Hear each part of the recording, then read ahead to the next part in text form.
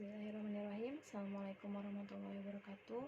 Perkenalkan, saya Astrid Nurwidayati. Di sini saya akan menjelaskan mengenai toksikan hidrogen sulfida.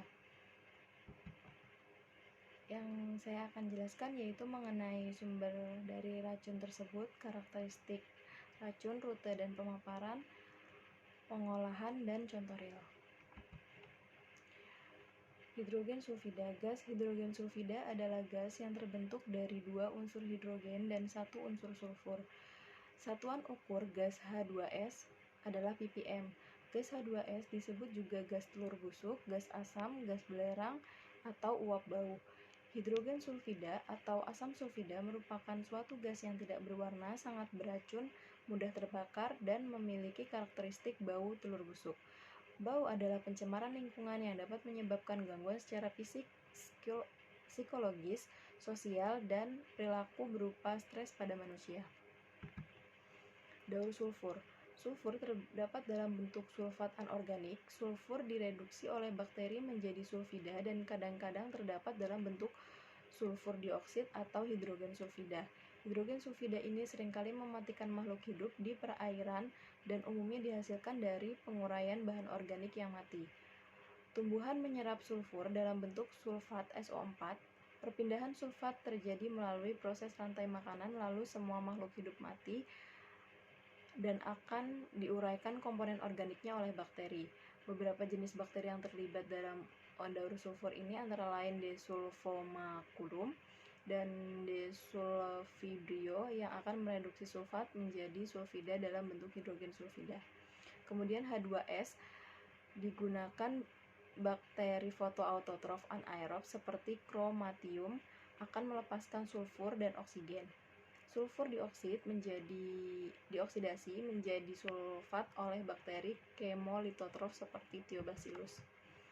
Sumber zat racun. Proses terjadinya gas H2S terjadi karena proses alami sebagai produk ikutan dari penguraian atau dekomposisi zat-zat organik oleh bakteri atau karena sengaja dibuat oleh manusia.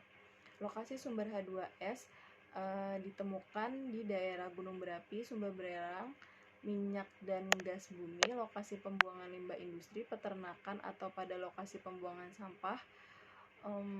Khusus pada aktivitas bidang minyak atau gas, H2S kemungkinan dapat ditemukan pada aktivitas-aktivitas diantaranya yaitu proses pemboran, pekerjaan pada ruang tertutup, proses pekerjaan perawatan sumur, dan aktivitas produksi. Untuk karakteristik dari zat racunnya yaitu physical datanya, chemical simbolnya H2S, molecular weight-nya yaitu 34,08 gram per mol, melting point-nya minus 86 derajat Celcius, relative density-nya 1,188 dan spesifik volumenya adalah 70,11 desimeter kubik per kilogram. Untuk karakteristik gas H2S diantaranya yaitu merupakan jenis gas beracun, tidak berwarna, gas yang bisa terbakar atau flammable, dengan nyala api biru menghasilkan gas SO2. Dapat larut dalam air atau hidrokarbon. Berat jenis gas H2S lebih berat dari udara sehingga gas H2S cenderung terkumpul di daerah yang rendah. H2S bersifat korosif sehingga dapat mengakibatkan karat pada peralatan logam. Untuk rute pemaparan zat racunnya, rute pemaparan utama yaitu melalui inhalasi. Pertama, pada saat H2S terhirup lewat saluran pernafasan, maka gas H2S akan mengiritasi selaput lendir yang menutupi saluran nafas. Iritasi ini akan meliputi bagian hidung, tenggorokan, dan pada jaringan paru-paru.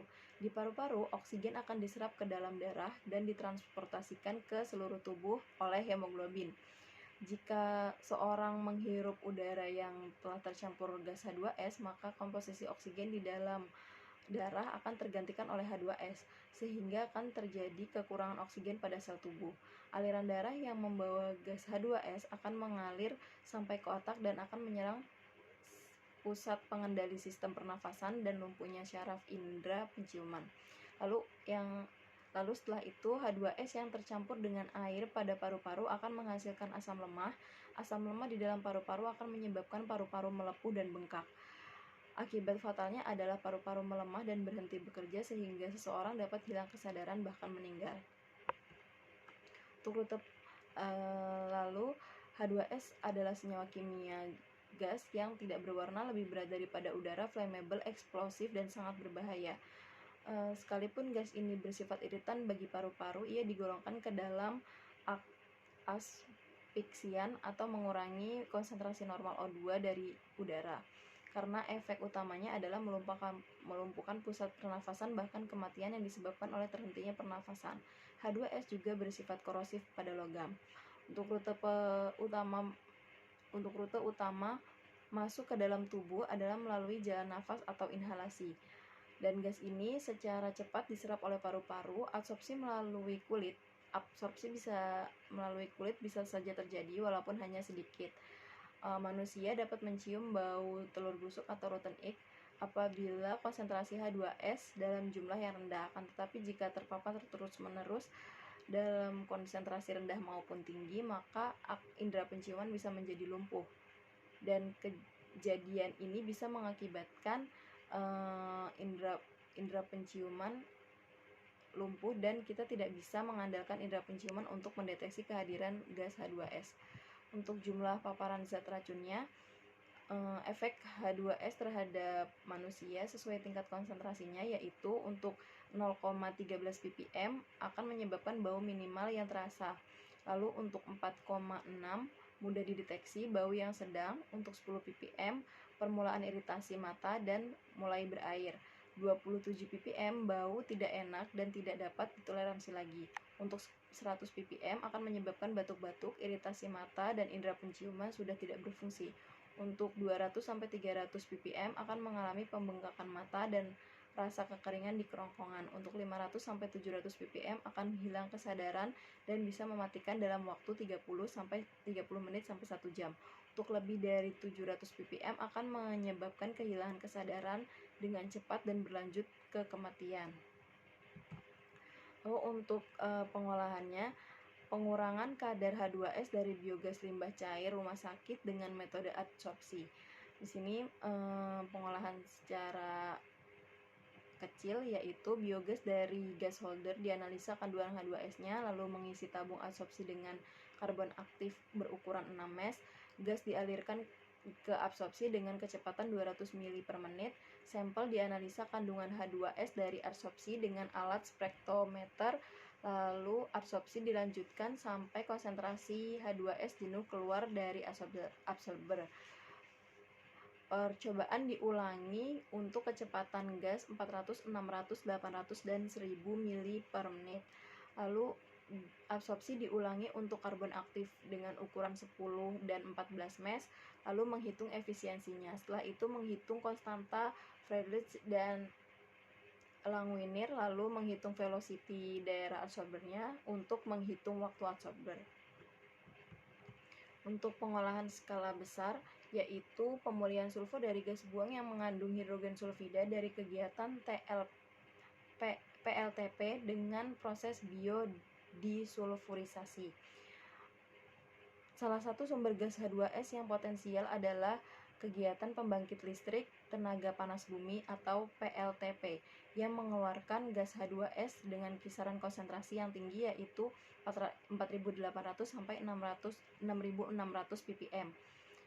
Dan saat ini gas tersebut belum ada pengolahan terlebih dahulu sehingga berpotensi menimbulkan pencemaran udara. Dan teknologi biodesulfurisasi telah banyak diterapkan di industri pengolahan minyak bumi maupun industri gas alam.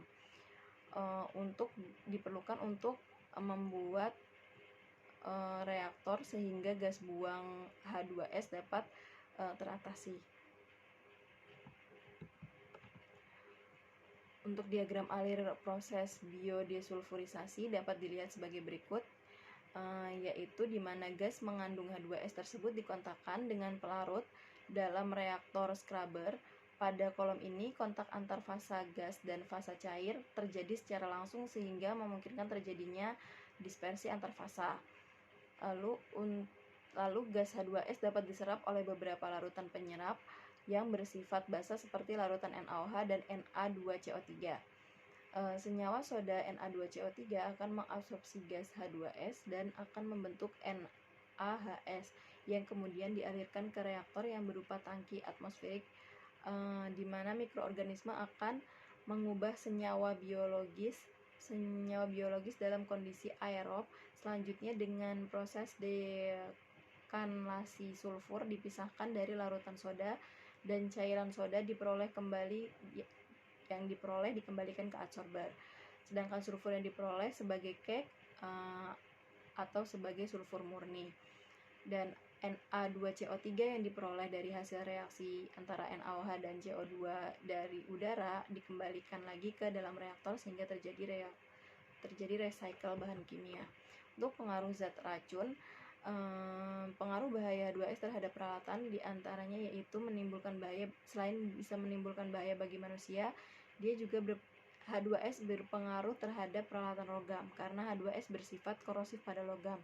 Pada prakteknya untuk aktivitas bidang minyak dan gas, kondisi tersebut dapat terjadi apabila pipa-pipa saluran pada tangki-tangki logam, sehingga diperlukan penanganan khusus untuk menghindari korosi yang akan berakibat pada keretakan atau kebocoran.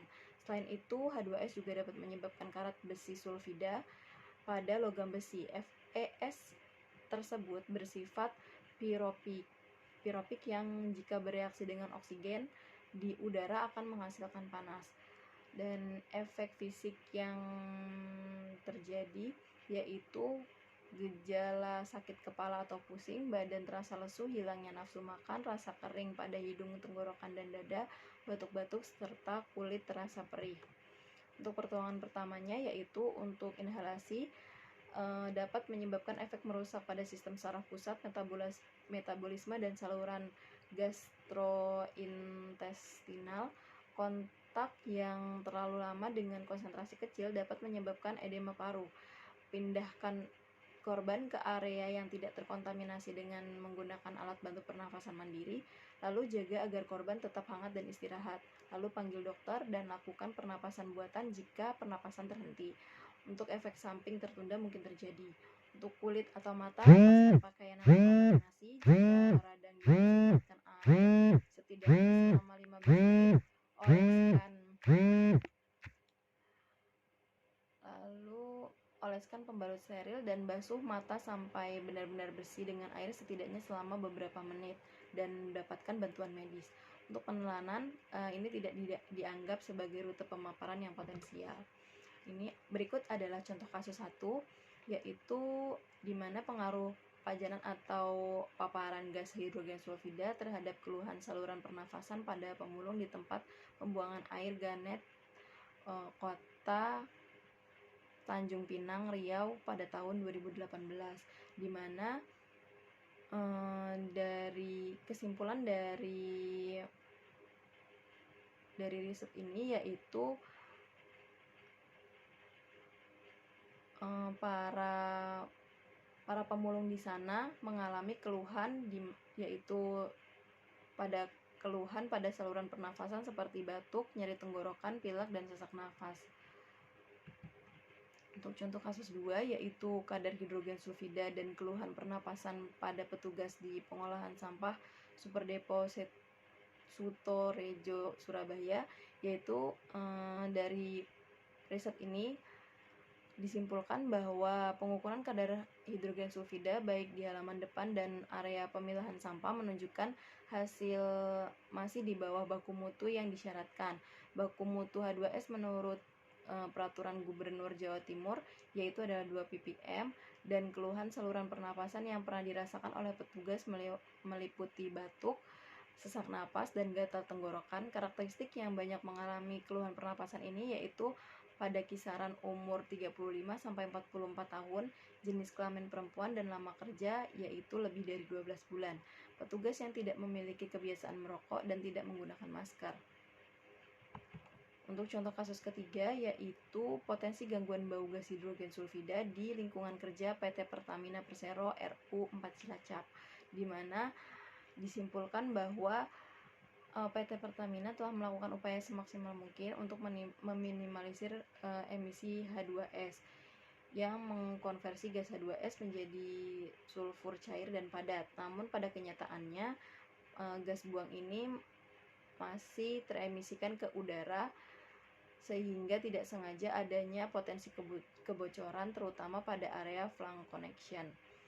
Untuk hasil risetnya yaitu para pekerja di PT Pertamina Persero RU 4 Cilacap mengalami gangguan kesehatan berupa mata perih, merah gatal dan berair, sesak napas, pusing-pusing, dan masing-masing persentase sebesar 7,82 untuk yang mata perih, gatal dan berair, 7,26% untuk sesak napas, dan 17,32% untuk pusing, untuk gejala pusing. Seperti itu.